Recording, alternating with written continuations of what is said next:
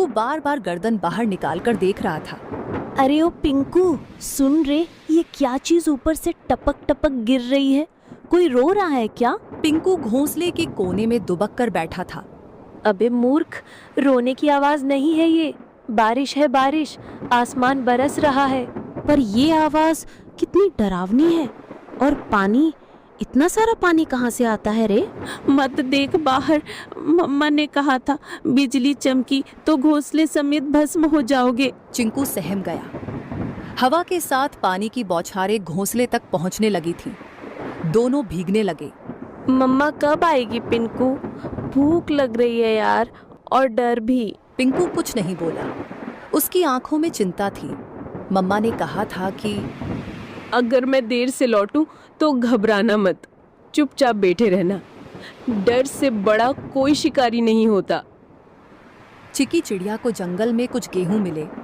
उसने वो गेहूं को अपनी पतली टांगों से पकड़ा और तेज बारिश में फिर से बच्चों के पास लौटने की ठान ली। बारिश और हवा में अपना जोर दिखाना शुरू कर दिया था। उसे ना चाहते हुए भी एक पेड़ की डाल पर बैठना पड़ा। हे राम, बच्चे अकेले हैं, घोंसला खुला है और ये बारिश बढ़ती ही जा रही है।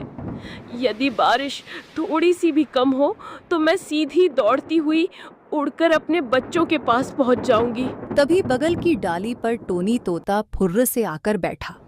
अरे टुनी बहन, तू यहाँ क्या कर रही है इस तूफानी बारिश में? तुझे होश भी है कि बच्चे अकेले हैं? टोनी भाई, क्या करूं, उड़ नहीं पा रही, पंख गीले हो गए हैं। बहन, कल की बात बताऊं, मैं कबूतर बहन के घोंसले के पास से जा रहा था। क्या हुआ वहाँ? बहन, एक सांप आया था, बहुत लंबा और काला, चुपचाप डालियों के पीछे पीछे सरकता हुआ सीधा घोंसले तक पहुंच गया। फिर किसी ने देखा नहीं? मैंने देखा, मैं ऊपर ही उड़ रहा था। जब देखा कि सांप कबूतर के बच्चों के ऊपर झपटा, मैं चीखा जोर से, सांप सांप। सब पक्षी इकट्ठा हो गए, लेकिन तब तक बहुत देर हो चुकी थी। वो 2 बच्चों को निगल गया बहन। चिकी सन्न रह गई। टोनी का चेहरा भावुक हो उठा। और जब कबूतर बहन आई ना, वो तो जैसे पगला गई थी। अपने घोंसले के पास आई तो देखा कि एक बच्चा खून से लथपथ पड़ा है और दो तो दिख ही नहीं रहे थे। वो बार बार पुकार रही थी, मेरे बच्चे, मेरे लाल, कहाँ चले गए तुम? उसके आंसू रुक ही नहीं रहे थे। अपने बचे हुए एक बच्चे को उसने पंखों में दबा लिया और फिर चुपचाप बैठ गई, जैसे दुनिया ही खत्म हो गई हो उसकी। मैं बता नहीं सकता कितना दर्द था उस माँ की आंखों में। टुनी की आंखें भर आईं। टोनी बोला, तू समझ रही है ना बहन, ये बारिश सिर्फ पानी नहीं लाती, भूख से तड़पते शिकारी भी लाती है। जल्दी निकल, पेड़ों की आड़ लेकर जा, मत रुक अब। चिकी चिड़िया उड़ती है और अपने घर की ओर जाती है। बारिश चल रही थी, लेकिन अंधेरा गहरा था और ठंडी हवा अब भी तीर की तरह चल रही थी। बस कुछ ही दूर और, चिंकू पिंकू मेरा इंतजार कर रहे होंगे। तभी सामने से 2 काली परछाई आई। ओए चिड़िया रानी, कहाँ चली बारिश में? चिकी चौंक गई। सामने 2 शिकारी पक्षी रास्ता रोककर खड़े थे। आज तो किस्मत चमकी है, बारिश में भी नसीब ने हमें गरम गरम चिड़िया भेजी है। आज हम चिड़िया तुझे खा जाएंगे। अब चिकी चिड़िया के सामने यह नई मुसीबत आई थी। चिड़िया ने सोचा, इस बार में नहीं बच सकती, क्योंकि आज दोनों दरिंदे बदमाश इकट्ठा होकर आए हैं। मुझे आज बल से नहीं परंतु दिमाग से काम लेना होगा।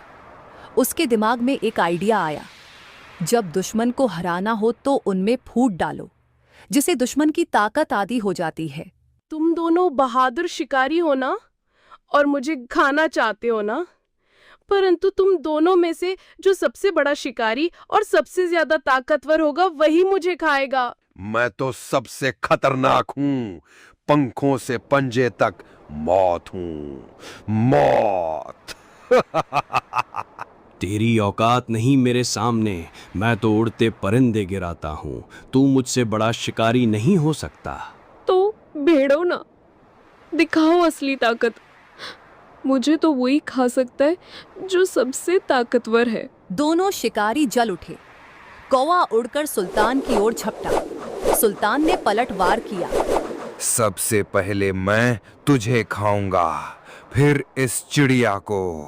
तू खा नहीं पाएगा कालू।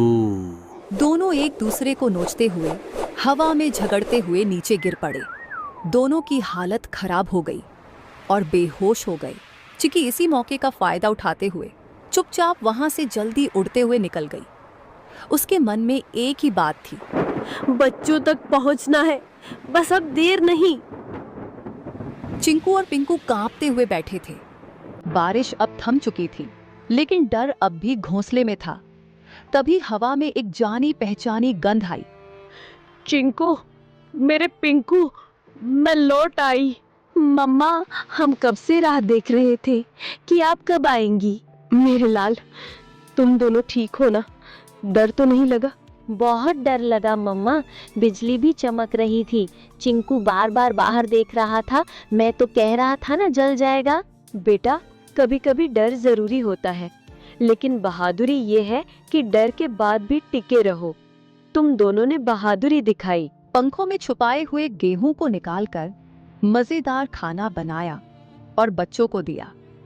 बच्चों ने भूख के कारण खाना खा लिया। अगली सुबह बारिश तो रुक चुकी थी, लेकिन घोंसले में सन्नाटा था। सूरज की हल्की रोशनी घोंसले में पड़ी तो चिकी ने देखा चिंकू एक कोने में पड़ा कांप रहा था। उसकी आंखें आधी खुली थी और शरीर तप रहा था। चिंकू, ओ बेटा, क्या हुआ तुम्हें? मम्मा, बहुत गर्मी लग रही है, पूरा बदन चल रहा है। हे भगवान, बुखार इतनी तेज, अब मैं क्या करूं? मम्मा, चिंकू को क्या हो गया?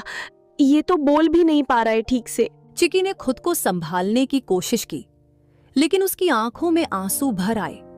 तू ठीक हो जाएगा बेटा, मम्मा यहीं है, कुछ करेगी, कुछ जरूर करेगी। उसने चिंकू को अपने पंखों में लपेट लिया। दिन भर वो उसके पास बैठी रही, चिंकू को साल भी दे दी। अगली सुबह जैसे ही सूरज निकला, टुनी को पिंकू की हल्की खांसी सुनाई दी। मम्मा, मुझे भी कुछ अजीब लग रहा है, सर भारी है। नहीं, अब तू भी? ये क्या हो रहा है मेरे बच्चों को? हे भगवान, मैंने कौन सा पाप किया? भूख मिटाने चली तो बारिश आई, बारिश में निकली तो शिकारी आए, और शिकारी से बचकर आई तो अब ये बुखार। क्या मेरी ममता की परीक्षा ले रहे हो तुम? पिंकू और चिंकू दोनों अब मम्मा के पंखों के बीच पड़े कराह रहे थे। चिकी का मन टूटा हुआ था, लेकिन आंखों में अब भी एक जिद थी। नहीं, मैं हार नहीं मानूंगी। मैं माँ हूँ, और माँ कभी घोंसले में बैठकर अपने बच्चों को यूं मरता नहीं देख सकती। अगर इनको बचाना है तो मुझे लड़ना होगा, बीमारी से भी, अकेलेपन से भी, और इस जंगल की बेरहमी से भी। लेकिन उसके मन में एक सवाल लगातार घूमता रहा। क्या ये कल सुबह मेरी गोद में होंगे? चिकी अपनी घोंसले से उड़कर जाती है। उसकी आंखों में नींद नहीं थी, सिर्फ चिंता, सिर्फ डर। वो सीधा टोनी तोते के पेड़ के पास पहुंची। टोनी भाई, देखो ये क्या हुआ? अरे टुन्नी बहन, इतनी सुबह सुबह क्या हुआ? तेरी हालत क्यों बिगड़ी हुई लग रही है? मेरे दोनों बच्चे बीमार हैं टोनी। पहले चिंकू को बुखार